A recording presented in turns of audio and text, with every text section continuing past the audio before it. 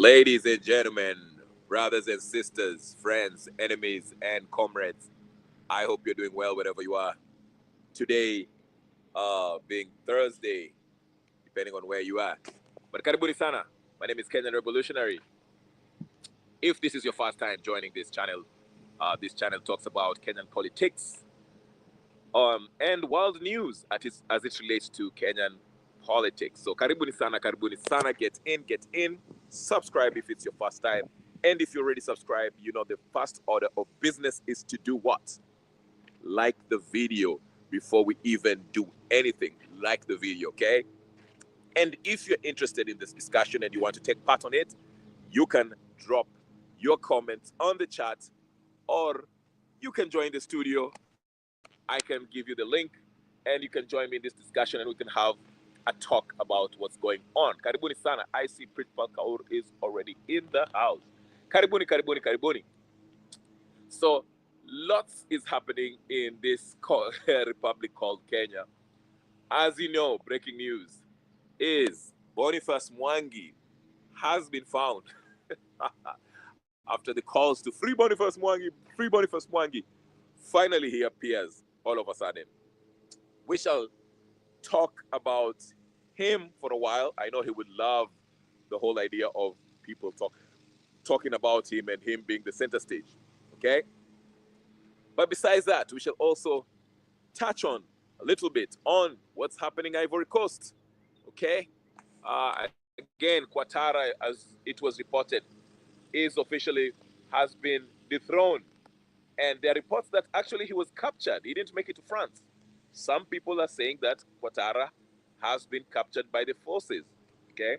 And reports are that the president of Mali actually helped this coup d'etat to take place in Ivory Coast. Go ahead, ladies and gentlemen, like the video if you're getting in. I'll give you a few minutes just to join in. For my guys on X too, you can join me on YouTube and like the video, and again subscribe so you can get more of this tea.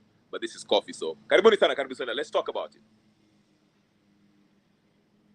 All right, so the breaking news is that Boniface Mwangi was found in Ukunda somewhere, dumped in Ukunda, and it is said that he had been tortured and that he needs medical attention, okay? That's what we are being told by the news outlets.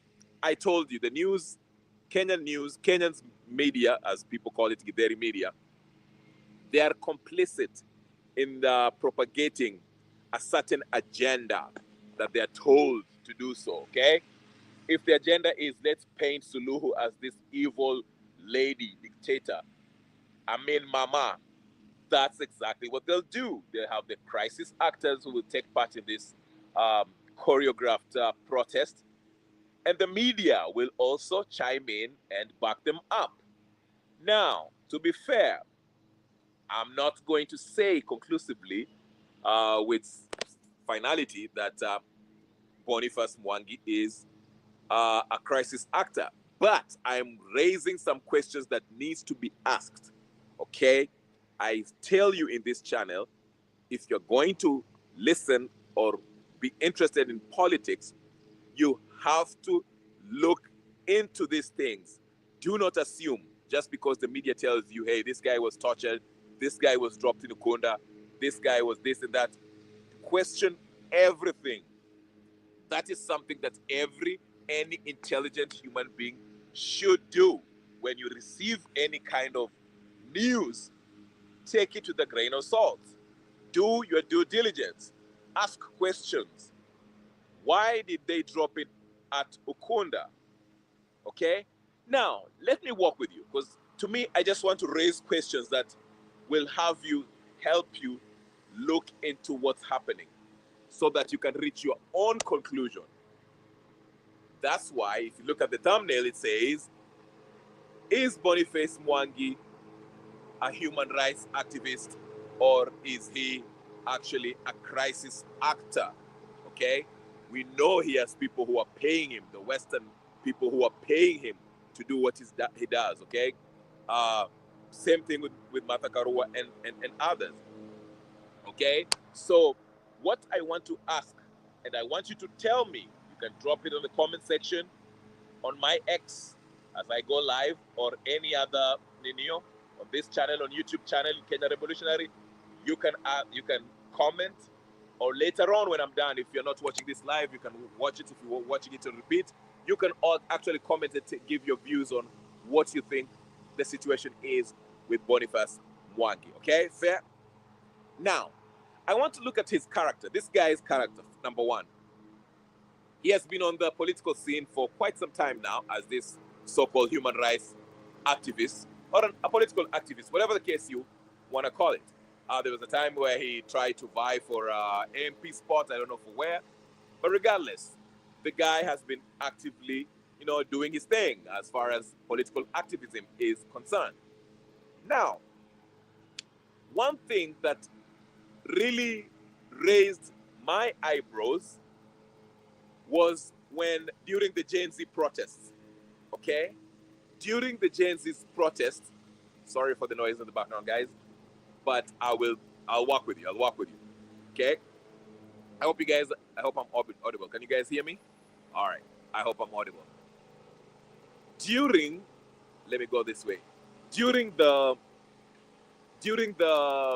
Gen Z movement, there are assets of the West, another bunch of snitches. Okay? Karibu sana Simanera. That's how you say your name? Karibu sana. Make sure you like the video. Okay. Here's the questions that I want you to ask you this today, okay? My suspicion with Boniface Mwangi started during during the Gen Z movement, okay? That's when it started. When I saw him with Hanifa and the other guy who was in the car with him, I forgot, Salim, whatever his name is, when they went to, hold on guys, let me just move away from here because it's a little bit noisy. Let me just move away a little bit to Pate so you can get, because there's noise in the background, guys. So sorry about that. Okay, let me repeat, guys. Let me move away from here so we can hear me well, because it's a bit noisy over here. All right, so let me repeat. My first suspicion when I started looking at Boniface, side-eyeing him, was when one day, when the Gen Z movement was going on, and Boniface Mwangi, along with Hanifa, and that little crew that they usually have, it was reported that the DCI was looking for them, wanted to talk to them, because they were being suspected of running this or spearheading this Gen Z movement. Remember that? So these guys got into a van, and they went to a DCI office, Boniface Mwangi and Hanifa, if you guys can remember, and they went inside the DCI offices, right? They went inside the DCI offices, and they spent at least 3 hours in there.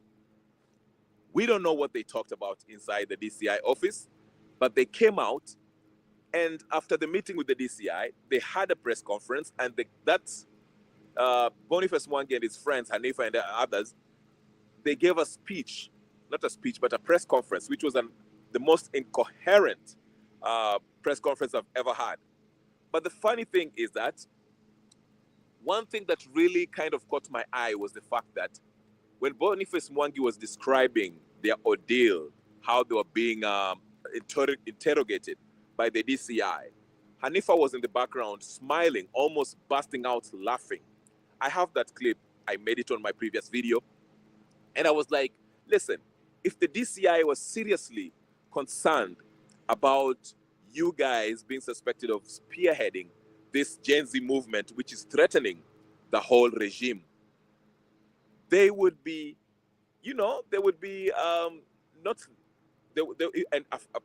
again, if they were interrogating you for 3 hours, after that interrogation, I don't think when you're having a press conference, I don't think it will be a laughing matter, okay? So when I saw Hanifa at the background, kind of trying so hard not to laugh, that's when I started asking questions about this Boniface Mwangi guy. and this whole little crew with Hanifa, Boniface Mwangi, and all this so-called human rights, whatever. But let's fast forward to this whole Suluhu Tanzanian debacle, okay? Controversy. Now, again, I mentioned yesterday why Tanzania was being targeted for this kind of, political activism against this regime. I mean, against the regime of Suluhu. I explained to you why, given the fact that Tanzania actually announced that they're getting off the dollar. Now, Boniface Mwangi, let's stick to Boniface Mwangi. Boniface Mwangi, if you want to know that this guy is an attention whore, there was a time when he made a video. It was about him talking about, mental health. He was suicidal, and that he was like wanted to take his life. If you remember that, there was a clip that he made, and there was, people reacted on X, calling him out for being a cloud chaser. Now, people who come out and make videos or just joke about this whole idea of wanting to kill themselves or suicide, these are people who actually want attention. Because if you've worked with anybody who is really suicidal, they do not joke about that. It's a real serious mental problem, okay? It's a mental health issue. A serious suicidal person who's serious in suicide will actually make an attempt on taking his own life, he or his own life. So for Boniface Mwangi to make a video that was well edited, trying to pass a message that he was considering killing himself, that was the first sign that showed me that this guy actually just cares about getting some attention, sympathy, followers, likes, shares, and stuff like that, okay? This guy is an attention whore. That was the impression that I got. I was fully convinced that Boniface Mwangi is an attention whore. He just wants attention, okay? Because there's no way any serious person can actually joke around when it comes to this issue of suicide. Now, let's move forward. Let's move forward to the Tanzanian issue. So, Boniface Mwangi, it's very unclear under what circumstances. How did he make it to Tanzania? Did he fly in Tanzania?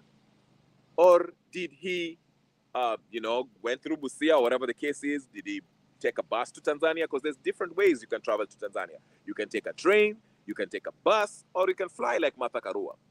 Obviously, he made it to Tanzania somehow, because we saw the video when he was in Tanzania, in that hotel, when he was having that exchange with those so-called officials.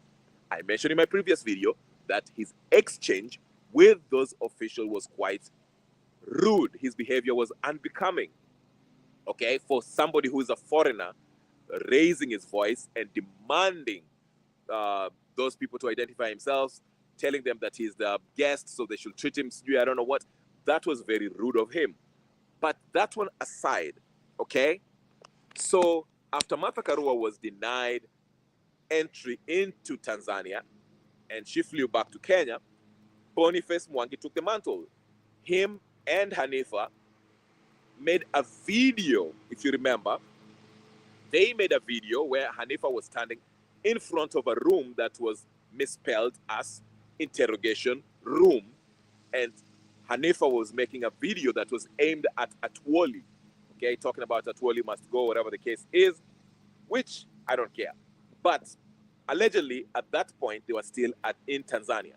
So Hanifa made his way back along somebody else, but Boniface Mwangi, with another lady from Uganda, stayed in Tanzania. Reason, we don't know, it's not clear. But at that moment, that's when we had the news that Boniface Mwangi was what? Was detained by Tanzanian officials.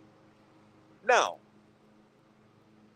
while people started posting hashtags, Free Boniface Mwangi, Free Boniface Mwangi, Free Boniface Mwangi, there was reports that the Tanzanian officials had already released Boniface Mwangi and that Boniface Mwangi had made it back to Tanzania.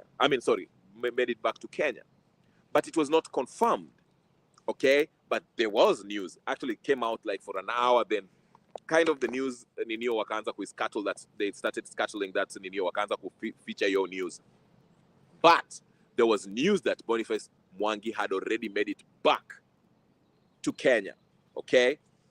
Then, after that little news, which didn't last long because they kept that bit of news hawakuiweka in circulation for too long, okay? Ilitokea tu kidogo ati Boniface Mwangi had been deported by the Tanzanian officials.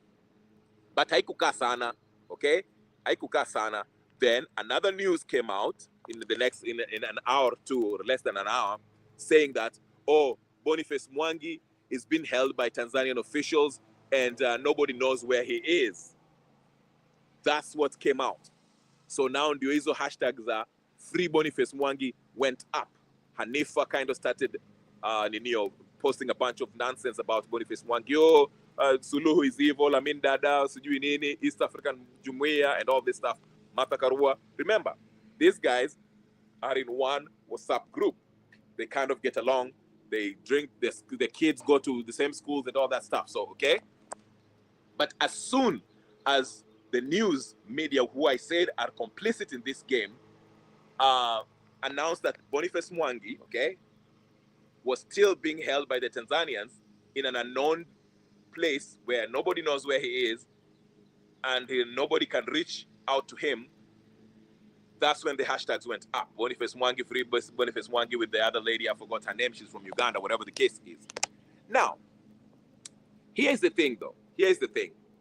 Musalia Mudavadi was on one of these talk shows, I forgot, was it Citizen TV or whatever the case is.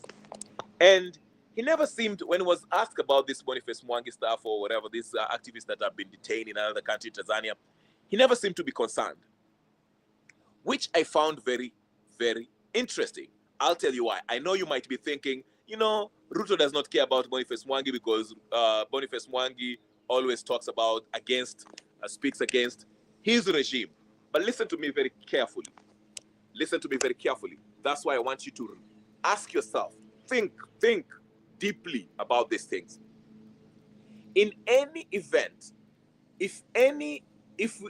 always when a Kenyan is being detained in a foreign country, okay, the government, especially if people are, texting and saying, hey, release Free Boniface Mwangi or free whoever, the government always makes attempt. And if they don't make an attempt to actually get that person, returned to Kenya, there's always an official, someone of stature.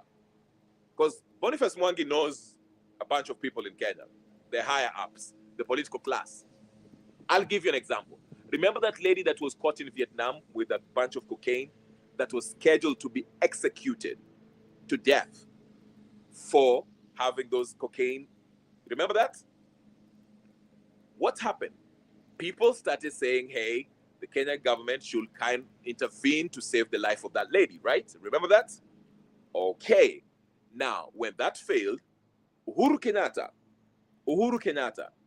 I think he flew out there to Singapore or whatever, one of those Southeast Asian countries, to actually negotiate with the Vietnamese official to spare the life of this lady so that she doesn't get, executed, okay? And that happened. He actually successfully stopped the execution of this Kenyan lady. The point I'm making is this. In any case, every time a Kenyan is in trouble, for example, if Boniface Mwangi is somebody, is kind of famous. People know who he is, okay? Unlike the lady who was detained in Vietnam scheduled for execution. Boniface Mwangi is somebody who is known as a human rights activist or a political activist or whatever the case is, okay? So if he was being held in Tanzania, okay, and nobody knows where he is, he's not communicating with anybody, okay, even if Ruto, I'll come to that, Miriam, even if Ruto's regime were dragging their feet to advocate for his release. Somebody, this guy knows people. He knows Uhuru Kenyatta, he knows Raila Odinga, he knows Rengo, he knows all the political players in Kenya. Or Martha Karua. Or somebody, okay? Maraga, who was already in Tanzania, would have stepped up and made a press conference asking Suluhu to release him. But that did not happen. Why? That's question number one. Question number two. Suluhu is the president of Tanzania. Every president in the world, okay, including Tanzania, they do receive intelligence about a certain individual that's in their country or who wants to come to their country, or anybody who is known that wants to come to their country. Now, Suluhu, I'm pretty sure knows who Martha Karua is. Suluhu, I'm pretty sure knows who Boniface Mwangi is, might not know him on a personal level, but may have been briefed about who this guy is and his associates. Okay? Now, this is the point I'm trying to drive home.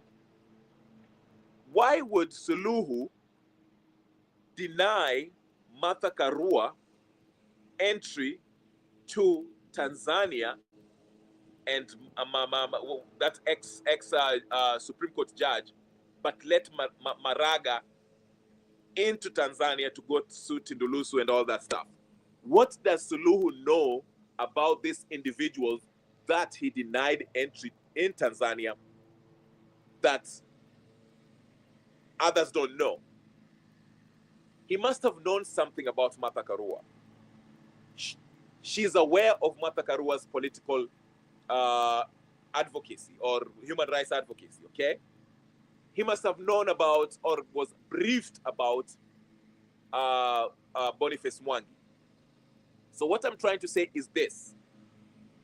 If truly Boniface Mwangi was being held in Tanzania, okay, the Tanzanian authorities are holding him somewhere where nobody knows, the Kenyan government are urged by the people to get Boniface Mwangi back, someone could have stood up, an Uhuru Kenyatta, or I don't know, Babu Owino, name it, somebody who's known, a top official of X administrations would have stepped up and say, hey, listen, I'm going to negotiate or talk to talk to Suluhu to release Boniface Mwangi.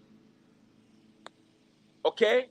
Now, let's review. This guy was, as I'm being told here by Shimariam, as the news reports told us, that Boniface Mwangi was found in Ukunda Hospital, dropped by the police, the Tanzanian authorities, whatever the case is. I don't know if they're special unit or whatever the case is.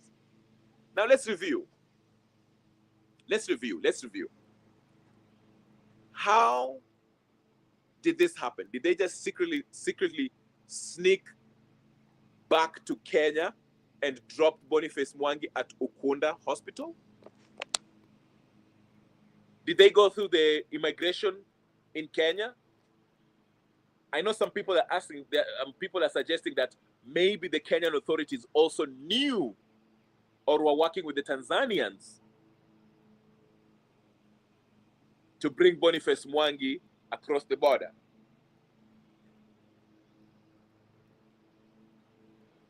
Is that true?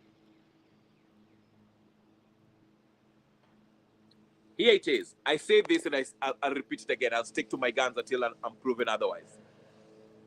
In my opinion, knowing Boniface Mwangi, who is a clout chaser, who is an attention whore, who wants to draw attention to himself, knowing that after we have established, given, evidenced by his video, suicidal video that he was making to draw attention to himself so people can feel sorry and sympathize, empathize with him. and all the drama that he causes.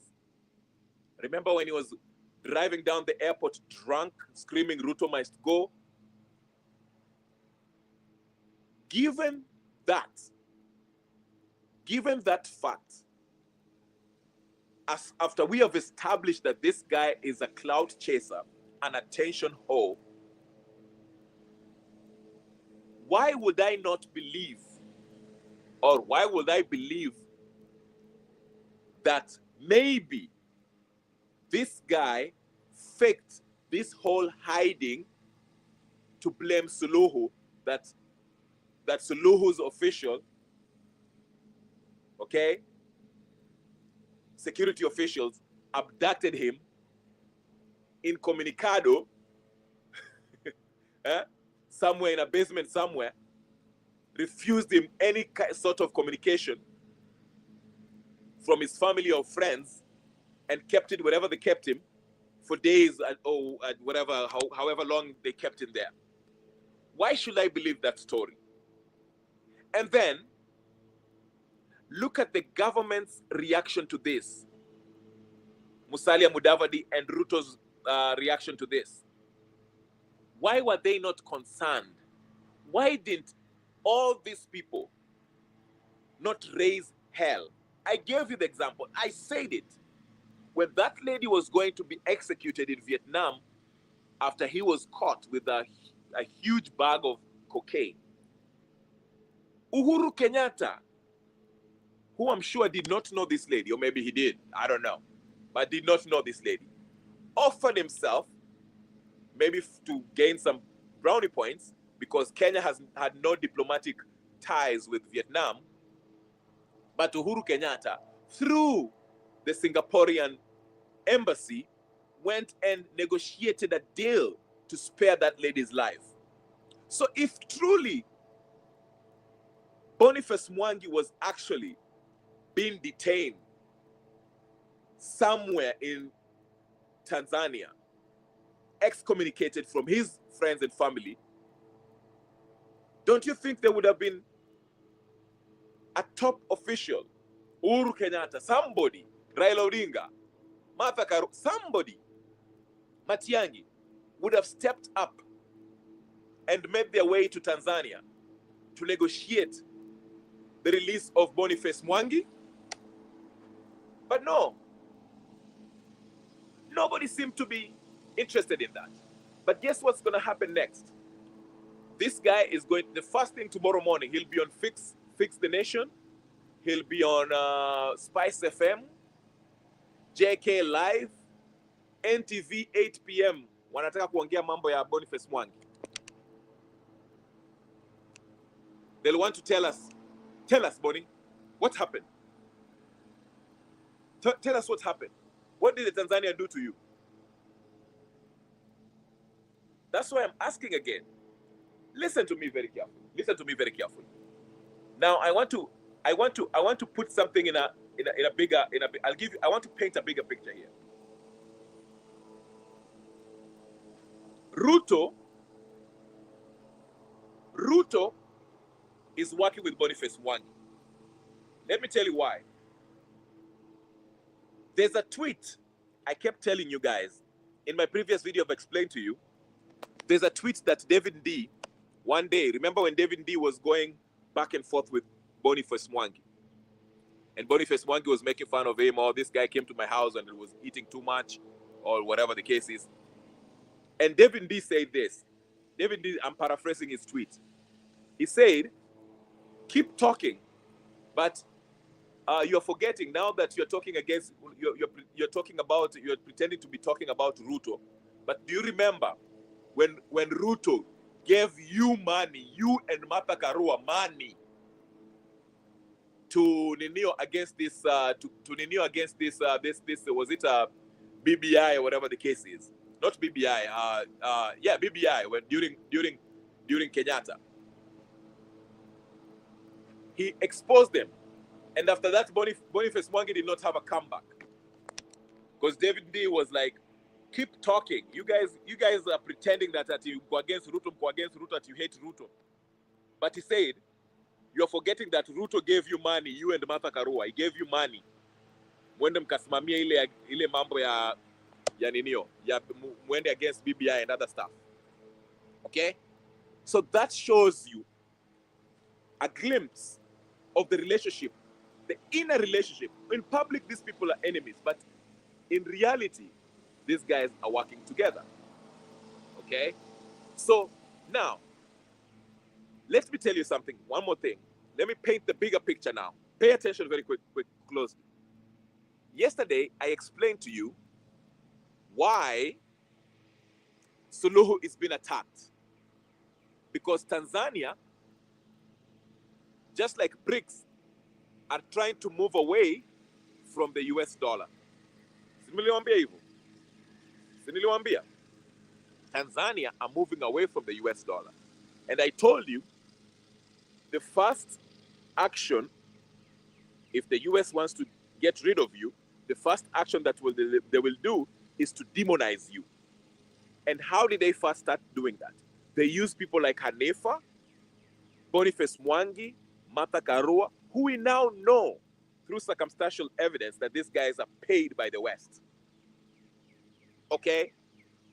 Ruto is a Western puppet, even though unaona vile wanamshtua anamwambia Ruto wewe, get your acts together, or else we shall even not consider Kenya as the NATO ally. You also heard about the news when Trump said, I will not even help. He threatened to stop the military cooperation training that Kenya enjoys with the US military. Okay? So what I'm trying to say is this. Here is the thing. Martha Karua, Boniface Mwangi, Hanefa, and all these human rights movements that you see in Kenya, these so-called protesters, no, not protesters, but activists, who we know are linked with the George Soros and the USAID, okay, and the Ford Foundation, and Bill Clinton Foundation.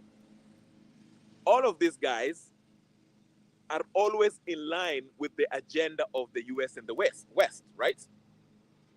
Now here is Suluhu, who made a huge move that seems to be beneficial for Tanzanians, because for her to dump the dollar, she's attempting to strengthen the Tanzanian currency. You understand what I'm saying?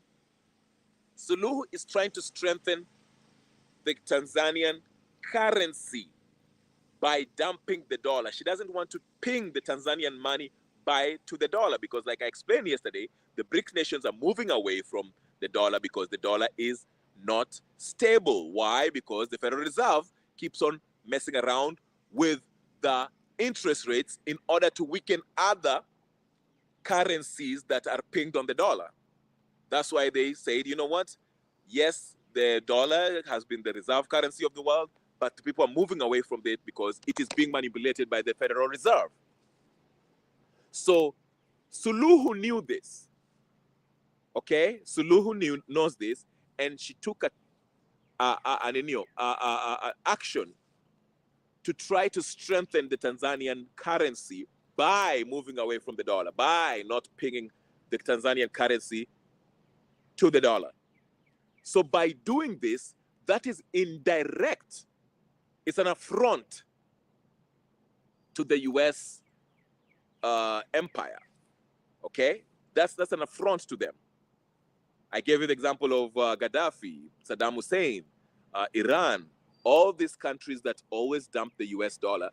As soon as they do that, once they go to the gold standard, as soon as they do that, they always diplomatically and even militarily, they will have a confrontation with the US, because the US is only backed by the fact that a lot of countries are using it to trade in oil, petrodollars. Like I told you yesterday, in the Nixon administration, that's when the dollar moved away from the gold standard. Okay, so the dollar actually is not worth anything. It's not backed by anything. It's not backed by gold. It's just backed by the fact that the world, most of the world, use it to trade oil, okay? But really it's not anything, it's pepper, okay? It's not backed by anything. That's why it's losing its currency. It's losing its strength. Now, especially now with the BRICS coming out of it. Now, I already talked about that, but what I'm trying to say is this. Consider this factor. We have Ruto, who is a Western puppet, okay? We have Martha Karua, who's a Western puppet. We have Boniface Mwangi, who's a Western puppet. You have Hanifa, who's a Western puppet, okay? They have different responsibilities in their in their position as Western stooges. One overlooks over a state called Kenya, and the others are activists who are pro-Western agendas, like the LGBTQ RSTVW agenda. Okay? Remember, Boniface Mwangi was actually one of the biggest proponents, activists. Oh, let's defend the rights of LGBTQ, whatever in Kenya. So what I'm saying is this. You have all these people who are active, made their way to Tanzania, and they're causing all this media attention. And you can see they're making hashtags. They're causing the issue that is a non-issue to go viral. But the aim of all of them is to do what? Is to demonize Suluhu for the simple action that she made to remove, to move away from the US dollar. Of course, the Boniface Mwangi, they do not know that. They are just doing it because they're getting paid by USAID and the Ford Foundation and the Bill Clinton Foundation and the George Soros Foundation, whatever the case is.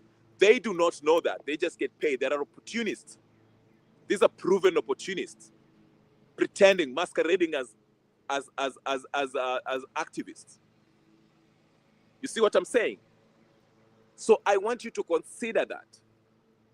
And from now on, moving forward, the next interview that Boniface Mwangi is going to have, whether it's on JKL Live, whether it's on Citizen TV, whether it's on Fix the Nation, I want you to listen to his interview closely and see if his story lines up. See if his story lines up. You understand? I want you to listen carefully and see if his story lines up. Okay? That's why I'm saying it is more than likely that Boniface Mwangi hid himself. He was in Kenya early. Alisha Rudi. That's why I mentioned after ile Kisanga, when he was having that ninio, when he captured that ninio, vile alikuwa na argue na wale maninio, wale officials in the hotel when he was having breakfast, whatever the case is. After that ninio, hiyo Kisanga, alirudishwa Kenya. He came back to Kenya. But after coming back to Kenya, he avoided the public so that they can create this narrative that he's been detained. Okay? To create this narrative that he's been detained. And I was saying this guy is hiding. Now, that's why you saw Kasongo, Mudavadi cannot come out and say that Suluhu is holding Boniface Mwangi, because he knows Boniface Mwangi is not in Tanzania. So what Musalia Mudavadi and the Ruto's administration, they can only say that ikierere mingi wawache kupeleka in other countries. You understand? Because they already knew Boniface Mwangi ako Kenya. But they cannot come out and say Boniface Mwangi is Kenya because, like I say, this administration works with the West. And the agenda is to paint Suluhu as a dictator, as somebody who violates the human rights of political activists. That's their usually favorite line. So the Ruto's administration cannot come out and say Suluhu is the bad guy, because they want to maintain that lineal, that relationship, working relationship. Because remember, Suluhu was part of the reason why Raila Odinga started going to AU and they set up this BBI. Remember that? So Ruto's government cannot come out and diplomatically mess up things between him and Ruto and Suluhu. And number two, Ruto's administration knew that Boniface Mwangi already is in Kenya, but they let the story endelea hivyo because story kiendelea hivyo ati Boniface is still ninio, amekuwa ninio, ako kwa Suluhu's basement, ati ameshikwa huko Tanzania. The more they keep quiet, the more it makes Suluhu look bad, because the general narrative is Boniface Mwangi is held in Tanzania being tortured. That is the narrative. You understand? I'll say it one more time for the people sitting at the back. Listen to me very carefully. The reason why Ruto's administration did not come out and speak against Tanzanian abduction of, not abduction, but detainment of Boniface Mwangi is because, number one, they already knew Boniface was in Kenya. Now you might ask, if they knew Boniface was in Kenya, why didn't they come out and make a press conference and say Boniface Mwangi is in Kenya? Because as I explained to you, Ruto is a Western stooge, and the agenda is to paint Suluhu as a dictator, someone who is violating people's human rights, who needs to be overthrown. Why? Because Suluhu and the administration decided to move away from the dollar. So Ruto's administration is playing it well by saying this. They're not coming out to say publicly that Boniface Mwangi is in Kenya, so they'll keep quiet and say, take this position, Lassie. These activists ambao wako na loud mouth, if they want to go to Tanzania, wakitaka kuleta ujeuri huko Tanzania, wacha waende wa deal with that. They should maintain their ujeuri here. That's why Oscar Sudi made that statement. But the intelligence and anyone who had intelligence in Kenya knew Boniface alisharudishwa kitambo. But they wanted the narrative where Suluhu is the bad guy. They wanted to maintain that narrative. That's why the government, Kenyan government, did not want to come and say that Boniface asharudi Kenya, because they wanted the narrative iendelee hivyo and still maintain on Suluhu's part. Suluhu, you know, Suluhu can't tell them, hey, listen, simkuje mpige makelele hapa, muambie ukweli. Because Suluhu, to her, Boniface Mwangi is not a big deal. Okay? So now, again, another question that I want, the one I raised, ask yourself, how come the Tanzanian people, after releasing him, if they are holding him, why did they drop him in at Ukunda Hospital?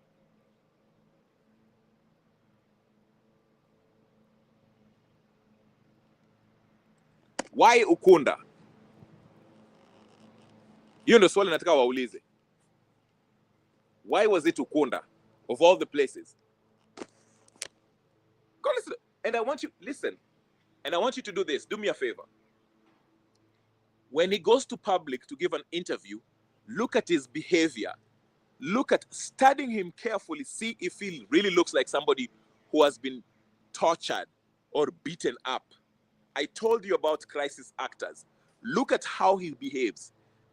From somebody who has been tortured.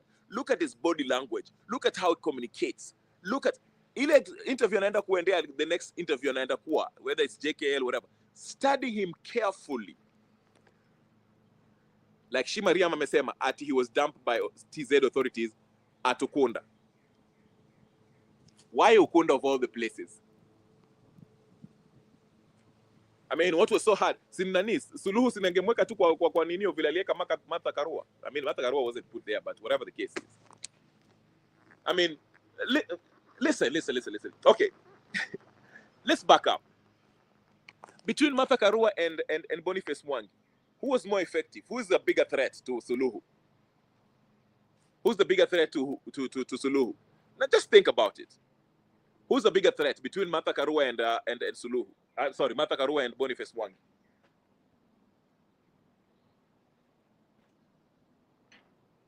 Of course, it's Martha Karua. Of course, it's Martha Karua.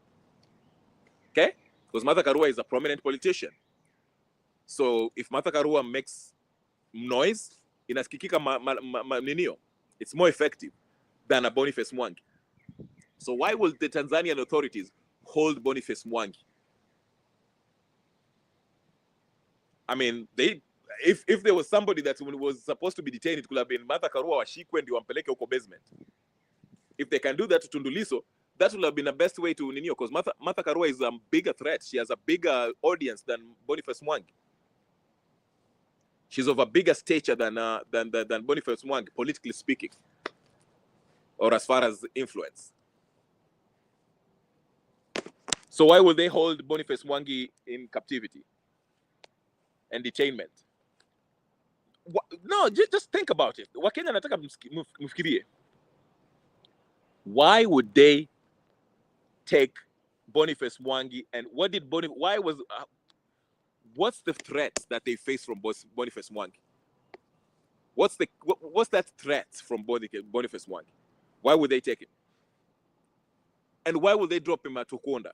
They could have simply put him in the airport. Wamweke airport, wamweke kwa KQ na kuja hapo Nairobi. He lives in Nairobi, ama whatever the case is, somewhere around Nairobi.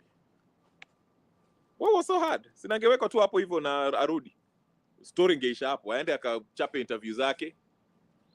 Achape interview aseme nilikosana na hao watu. But Boniface was already back here. Because they want to sensationalize this whole ordeal. Come up with a fake big story to capture the masses, to paint Suluhu as a brutal dictator. Atakuja tuambia ati alinyongwa, alipigwa, alivunjwa, sijui nini. That's why unasikia ati ameenda kwa kupata medical attention. Again, for what? Why will Suluhu do that? Ati wampige, wamchape, wampeleke huko nini sijui wapi. Why would they do that? What do they gain by actually getting Boniface Mwangi? He's not a threat to them. Martha Karua would have made sense. Ningesema, okay, Martha Karua, mama kuna ninio, yo kuangana kisirani. She's already, even political parties in there are talking about her. That would have made sense, more sense. But Boniface Mwangi, like, that's what I'm saying. Ujamaa alienda kajificha so that they can make a bigger story than it is. Alisha rudi kitambo, wakaenda kajificha from ninio. But he could not stay hidden for long because kuna watu ambao wanafanya investigation. People like me and you who are not connected to anybody, who are not affiliated with this mchezo, who are doing the investigation. And the longer he would have kept that, wangemuona mahali. And they would have reported, tumemwona pale. But that's what I'm telling you. The next interview this guy is going to hold, please go watch him very carefully. Muangalie vile ana behave, vile anazungumza, na uniambie kama huyu mtu alikuwa tortured kweli. Because it does not make sense. Suluhu does not gain anything by detaining Boniface Mwangi. Absolutely nothing. Absolutely nothing. So in my theory, in my submission, I say Boniface Mwangi faked this whole thing. And there's a possibility, I told you, given the fact this guy is an attention whore, he's a cloud chaser. He was making videos, well-edited videos about his possible death. Oh, I'm going to die. Oh, I'm just tired. Mental health is too bad. Watu wakaanza kumwingilia mpaka he deactivated his X account because it was ridiculous. Kamwambia wacha ujinga wewe. There are people who have real problems, bigger problems than you, and they're not pulling that bull crap. Then after a while he came back. And now he's trying to pull another stunt. Oh, I was detained in Tanzania. While nipeleka, I couldn't renew with my family. Oh, I've been tortured. Oh, Go listen to him. But niliwaambia, I told you the reason. I don't have to repeat it again. Now, in other news, very quickly. My gadget ni kama inaisha nguvu pia. Qatar, he said, apparently the coup d'etat that happened in Cote d'Ivoire, Ivory Coast, was actually, you know, orchestrated by the Malian president. Malians helped Ivory Coast to take out Ouattara. I saw a video of Ouattara actually being ameshikwa na majeshi. They went to his place of residence and wakamshika. So I don't know if I don't know if this is true, but that's total, because the initial reports yesterday was that Ouattara had fled the country and went to France, but apparently ameshikwa. And now at Mali were involved in this. And a lot of people are saying, is Museveni the next in line? Or is it Ruto? Okay? It seems like all these Western puppets are being toppled. The tide is turning, as I've said in my last live. Okay? So I'll monitor the whole Ouattara, Ivory Coast situation to see what's happening. I do not have much information. I have to read more and listen to more news clips and different opinions and do my own due diligence before I report more. But I think it's interesting. Okay, now I've had also, I think Raila Odinga had a press conference somewhere about Senate. We shall talk about that later today or tomorrow. Gachagua has been summoned by, what is it, NCIS or something, NCAIC or something like that. What is it, National Cohesion, something, cohesion. I don't know. You know the acronym, I don't know. But there are people to do with how the national, people and organization about how people get together. If you give statements that are in a tenga watu, they'll kind of summon you and talk to you about whatever matamshi yako. So Gachagua was invited there. But all in all, again, what I'm trying to say is this: the biggest takeaway from all this nonsense that's going on in Kenya is that the Western puppets in Kenya are busy. All this action you see by Boniface Mwangi, Hanifa, Gachagua, Natembeya, Selassie, Raila, this is the Western puppets. They're choreographing all this stuff to divert attention from the people focusing on them, because the people are so mad at them and they understand that they have failed the people. Just remember, the political class have failed to deliver to the Kenyans. They do not have any intention of delivering to Kenyans the services that we deserve. They've failed in their representation and they've failed in oversight. Instead, what they're left with, wanapora mali, and they're creating division. Why are they doing that? That is the only way they can distract you. That's why, if you've noticed, the news is always filled with drama. Ambao does not make sense. That's why you see Boniface Mwangi, who, in my opinion, is a crisis actor. This guy is not a real human rights advocate. He might have started as one, like many, compromise on the way, and now he's a full-fledged crisis actor. And in his next interview, I'm urging you to watch him carefully. Look at his behavior. Listen to his answers. See if the reports and what he says in a patana. Listen to what the Tanzanian officials are saying. Then you shall understand this guy is a paid crisis actor. He is working with the state, NIS, he's working with Ruto. These are the people, these are the mini Raila Odingas. When I say Raila Odingas, I'm talking about controlled opposition who are pretending to be championing these great ideals that are supposedly supposed to free us from oppression. But in real sense, they are working to maintain the system in place, because that's how they gain their clout, they make their wealth, and continue feeding their families, living comfortably by receiving money from their Western donors and local governments and the looted resources from the country. That's how they make their living. They have to pretend to be the members of opposition. That's why you see Martha Karua running around going to Uganda, Tanzania, and all this stuff.